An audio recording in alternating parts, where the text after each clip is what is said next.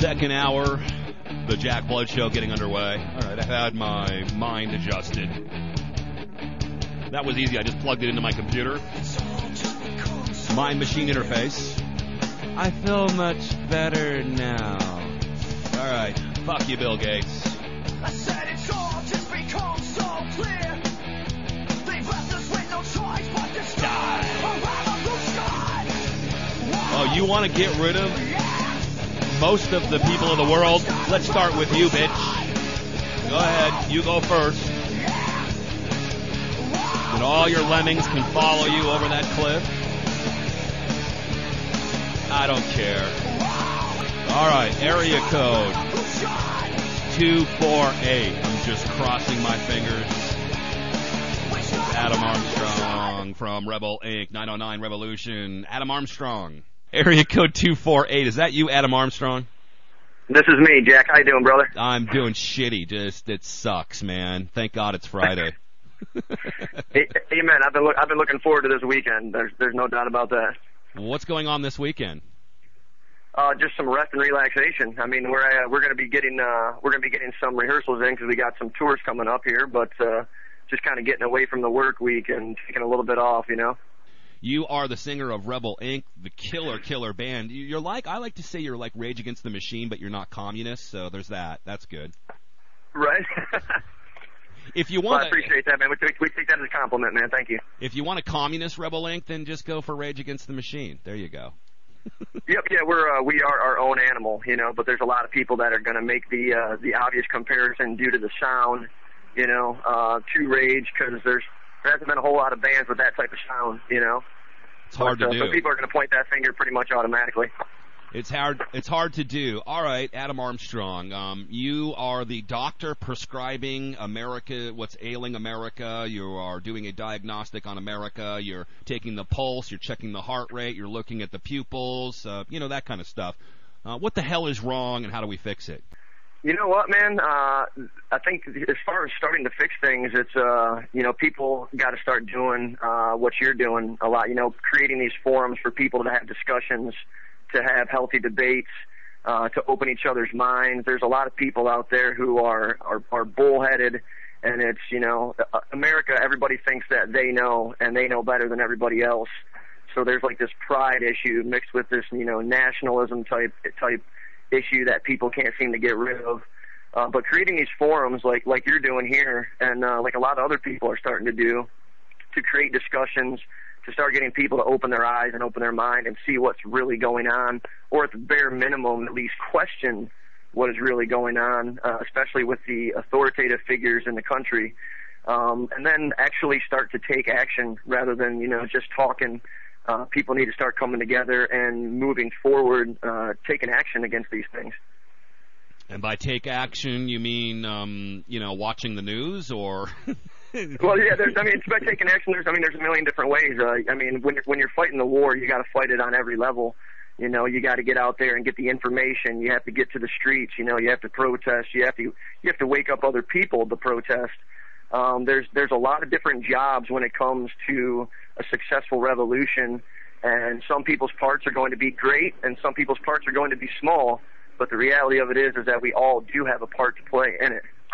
Well, and I've always said, a political revolution is great. We want to have that and everything, but we have to have a cultural revolution, and this is the thing, man. I mean, if you could get the revolution as popular as Lady Gaga or Justin Bieber, just think how great this would be. We would basically have all of our rights back. We'd kick out all the crooks and the criminals in the corporations and Wall Street and in our government.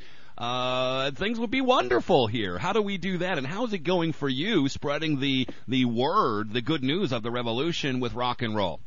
Well, to the first question, I think that there needs to be accountability, and the only people that can hold these officials for accountability is us, like the citizens, which again comes into getting the right information and then taking action against these people who are corrupted people who are basically burying the United States citizens along with, innocent people around the world, under debt and under murder, under everything. And so we got to take action against them, hold them accountable, and then they'll start to change their tune a little bit, once they start having, to live behind bars or, being strung up at the gallows. Rebel Inc. is the band. You can check them out on YouTube or just goggle them and dogpile them. Search for them. Adam Armstrong is the singer. All right, so John Waters and Andy Warhol from Baltimore, right? You guys in Baltimore. Yep. What's it like there, Yep. and how's the revolution doing in Baltimore? Well, there's a good underground scene of people that are being active and that are, again, getting together in churches, whether they're old churches or whatever, or these libraries. Like there's a place called Red Emma's, which is a small privately owned place where people get together and they talk about all these different things. Like, hey, how do we fix the economy? How do we get away from all these corporations, and how do we hurt them? How do we hurt their pockets? How do we get things to change? And it's crazy, there'll be 30, 40, 50, sometimes 150 people that'll show up to these things, and it's literally just kind of like a stand up and say your piece, share ideas with other people, and you don't see anybody storming out of these rooms all angry. You'll hear passionate speeches, and you'll see that people are passionate about what they're talking about, but you're not seeing this, like, well, if you don't see it my way, screw you, and running out of the room. So there's a solid family out here in Baltimore in the underground that is very active in politics. Rebel Inc. is the band. You can check them out. All right, so what do you think about this? I don't know if you've been listening to some of our commentary on it, but I've taken it a little bit personally. This so-called shooter in Wisconsin, I don't know if you've been following, the Sikh temple mass murderer, as he's called, was a rocker, was a punk rocker, allegedly. He was also a racist, allegedly, and here is a guy with tattoos who looks a little funny, who rocks, and he kills people. Does that, you think that's meant in a way to, and by the way, he worked with the Army PsyOps division. That's just a coincidence, of course. But do you think, in a way, this is the New World Order, the police state's way to kind of demonize people who might be singing about radical things, that have tattoos and look kind of weird, and so the average American can look at somebody like you, Adam, and go, hey, that guy could be the next Wayne Michael Page? Yeah, I think that the overall goal is to develop a fear in everybody that anybody and everybody around you is a terrorist. I think for the longest time, when they're talking about terrorists, when right after 9/11. Everybody's thinking that it's, these jihadists, or you have to, Muslim with turbans on and all that kind of stuff or whatever. And, that's the projected image of a terrorist. But now they're going beyond this, and they're trying to make it look like your average, everyday, ordinary American, regardless of color, is this terrorist that you have to be watching out for. So they're trying to get everybody to live in fear of everybody else. Which is obviously kind of part of the plan, Right. But yeah, man, besides trying to demonize, musicians and people that are out there speaking their minds, I think that they're just trying to broaden the entire spectrum or definition of who a terrorist is and what they look like. Well, and then here it is. The guy with red hair, the Batman shooter with the manic panic dyed orange hair, who could belong and fit in perfectly at an Occupy movement. And then this right-wing tattooed guy with the bald head who maybe could fit into a Tea Party. Well, probably not, but maybe also at an Occupy movement. But this is an attack on culture. It really appears that way to me. And you look at a song like, I don't know if you've heard Muse and their song Uprising, which is fantastic. Oh, yeah. Listen to the lyrics. Yep. And listen to how that seeps into everything. Even, conservative talk shows, I hear, using it as an intro. It's being played in football stadiums. It's on TV constantly in the background, as if nobody is even listening to the lyrics of that song, but it somehow has crossed into the subconsciousness of American media and the people, which shows that there is this kind of music, the kind of music that you guys do, the relevant lyrics about, government control and everything else could actually be very, very popular. But they're going to control that, the Seven Sisters of the record industry. I think that they're going to demonize musicians a lot more in the future as well, especially people that are doing things like we're doing, and a lot of other, people in the liberty movement that are doing. But as far as for us, we just got to keep pushing forward and fighting the battles. And we already know that it's a long uphill battle, that we've been losing for decades or centuries, whichever way you want to put it. It's been going on for a long time. Yeah. But the time is now, without question, and people just need to use their own brains and see what the hell's really going on, rather than just being force-fed everything and sucking it up like a vacuum, you know? All right, I just got this sent from one of our producers, Joel, and here it goes. As the story of Wade Michael Page, a drunk loner asshole who shot and killed 6 innocent people at a Sikh temple in Milwaukee last week, starts to unfold along with his Orange County connection, media have successfully dug up what seems to be another mass murderer cliche, breaking down Page's past procedures, pictures of a disillusioned guy who drank too much, sponged off his friends, couldn't hack it in the Army, in the PSYOPs division, was fired from just about every job in his recent history, and on top of everything else, listen to Rush. Geddy Lee, look what you've done. Geddy Lee, we open our second hour with Rush. So I guess, in a way, now people can listen to the show and go, oh, they play Rush. Wade Michael Page listened to Rush. And then they say that when they open up their second hour, that they're locked and loaded, ready to go. Obviously, I'm going to be arrested at any second, Adam. But, you know, it's they know, and everybody else knows, but overlooks it. But the powers that be know that knowledge is power. And knowledge is also a weapon, and music holds a power inside of it, and music is without question a weapon because it creates this mind opening for people, kind of like what you said, for it to seep into there, and it slowly takes its place in their mind, but it also develops this emotion inside of people. And I think, as every human being knows, I mean, emotions can be dangerous if you don't learn to control them. You know, but the way art goes and the way music goes is that it creates this feeling inside of people, and it makes this connection of energy between the music and this particular person. And to, you know, again, to the powers that be, that's a threat to them. And you know what they do with threats. They do anything they can to eliminate them.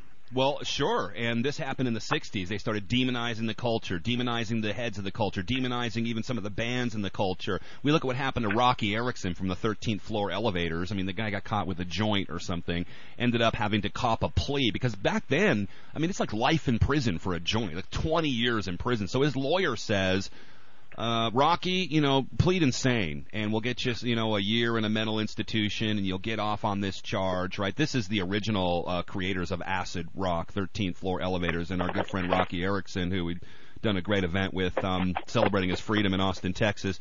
So he ends up in the psychiatry system for 35 years. Just recently got out and got independent, all because he smoked a joint. And Rush, by the way, Adam, as we all know, libertarians. Let's demonize that. Yeah, so they did it in the 60s, and it's time again to do it again now, because the culture is turning. The culture has finally absorbed, unlike years ago, man, where the culture was like, I don't want to deal with politics. Don't talk about politics. Don't do this. We just want to have a good time and party. Now we're back into that serious time where musicians and artists and people in culture are looking what's going on around them, realize that there is a revolution, and writing the soundtrack for the revolution. And that has to be demonized and has to be put down. They're afraid of that, man. Yeah, we absolutely think they are. And, I mean, it gets proven to us a lot when we're on the road. Back in 2008, we toured 4 or 5 of the most heavily deployed military bases in the country with Iraq Veterans Against War, and every single stop that we stopped at, we ran into issues, and it was with, you know, typically with the military. It wasn't with law enforcement. It was with, you know, when we went to Jacksonville, North Carolina, it was with Camp Lejeune. You know, the guys in the IBAW have had their RV broken into several times.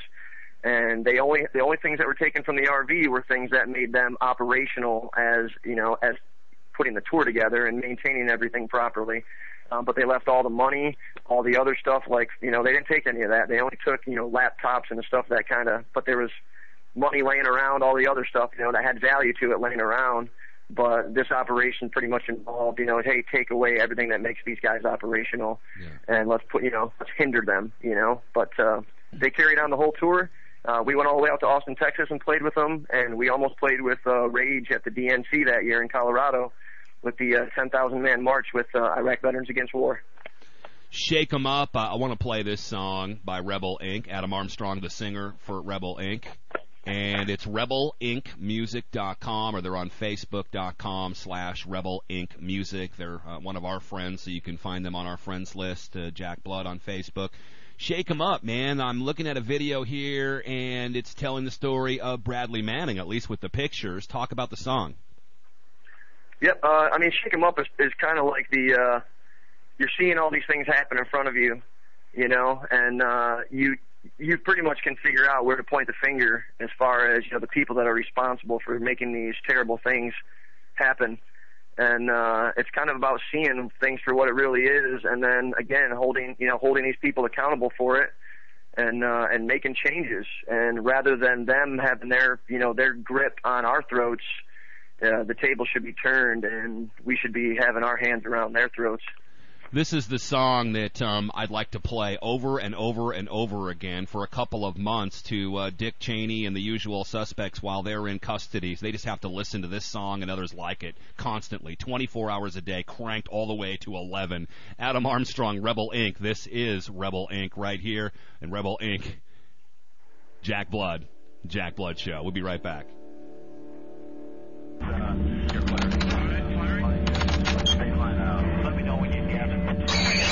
Let's talk about Bradley Manning. The Army private accused of supplying WikiLeaks with all of those revelations. He is held in solitary confinement for 23 hours a day. Clear violation of multiple codes of the Uniform Code of Military Conduct. The overall conditions of confinement are horrific.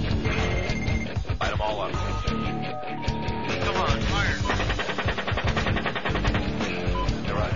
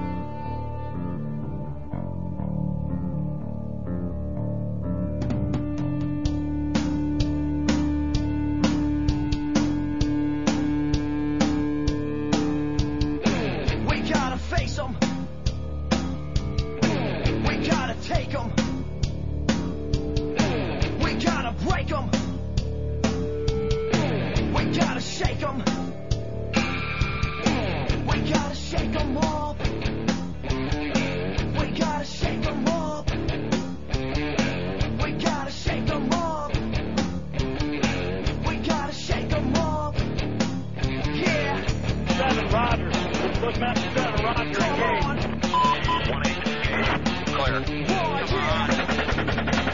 Motherfuckers, come on!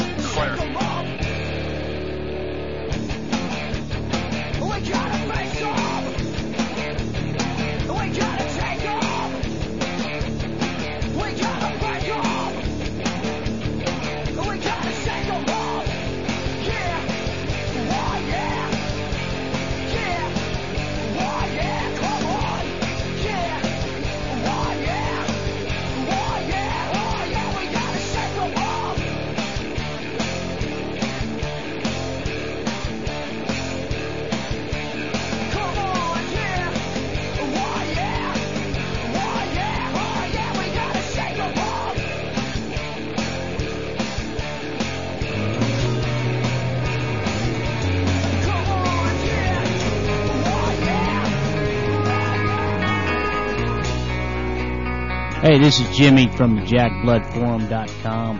And I'm a simple man, but let me tell you, it's a complicated world out there. And when I want to know the truth, I got to tune in to my buddy Jack Blood at the Jack Blood Show.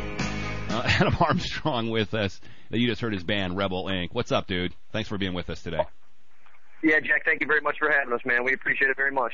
All right, so where are you guys playing, man? Where can people go see you? How can they buy your records? And please vote with your money and support bands like this. Not only are they great and they rock and all your friends are going to love them, but, we want them to stay in business here. They are Rebel Inc., after all. How do people go see you and find out where you guys are going to be playing and support your band? Well, the avenue to get to us through everything is rebelincmusic.com. It's got links to our Facebook and Twitter and all that kind of stuff, which is definitely the best way to stay up with us as far as, tour dates being added. We are going to be at the Liberty Love Fest up in Worcester, Massachusetts next Saturday, August 18th. And then we head down to Tampa to play some protest music during the RNC week. We're going to be down in Tallahassee on Friday the 24th. We're going to be at Paul Festival on the 25th. And then we're playing some shows with Liberty Underground down in Tampa, actually at Ybor City. And we're going to be also at the Camp Fest, which is at Land O'Lakes, Florida, all during the RNC.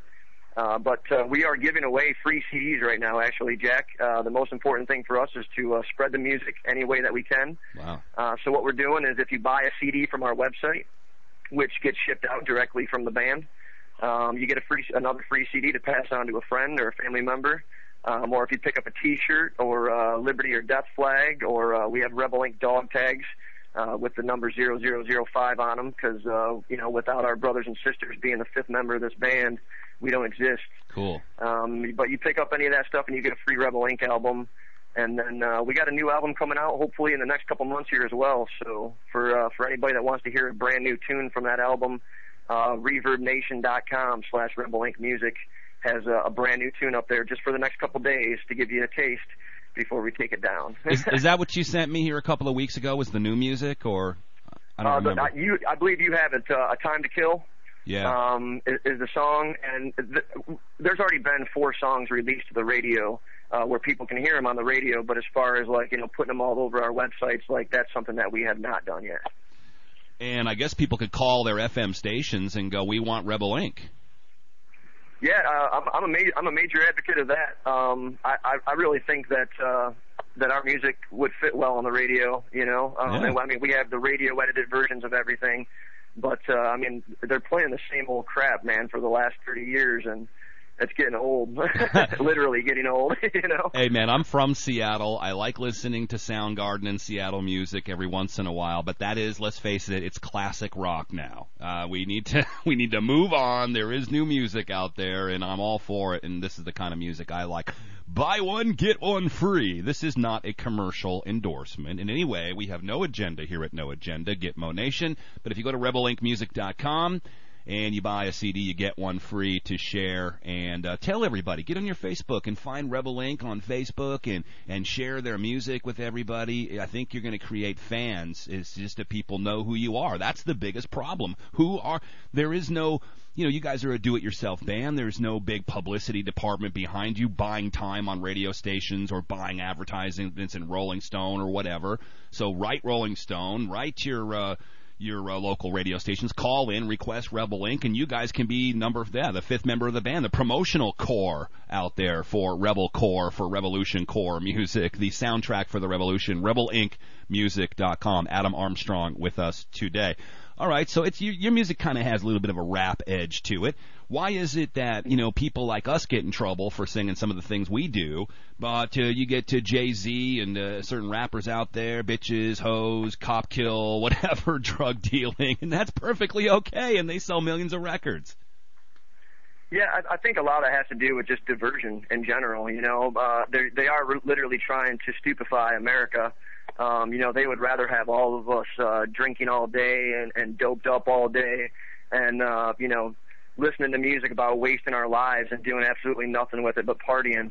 They would rather have us all doing that. But what they don't want is they don't want bands out there or singers or musicians out there talking about real things and not only talking about real things, but talking about them directly and talking about them with a raw edge and talking about them passionately. They want people to be closed mouth, closed mind, and closed eyes, and then just kind of carry on with their life, literally not contributing, to their community, not living, man, So again, music like this is a threat to them, because we're speaking the real deal, and we're not doing it in an artistic form in the sense of, oh, hey, you need to figure out what these lyrics mean.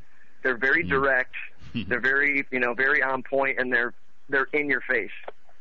Well, okay, but rap did start out being fairly political, anti-government, anti-cop, talking about what's going on in the community, and we'd use this term follow the money, Adam. I mean, when we're trying to investigate stuff, 9/11, whatever it is, we follow the money to try to figure out what's going on, but that's exactly what happens in culture, in music, and in business. We follow the money, we do the initiations, we realize that, if we're part of, certain, we work with Bill Gates, or we're for against AIDS in Africa, we want to go get Coney, we're for gay marriage, all this stuff that's politically correct, and then we write politically correct music that we get the rewards for it, and we follow the money. So all of a sudden rap goes from something good for the community to something bad for the community as a whole, for the most popular rap out there.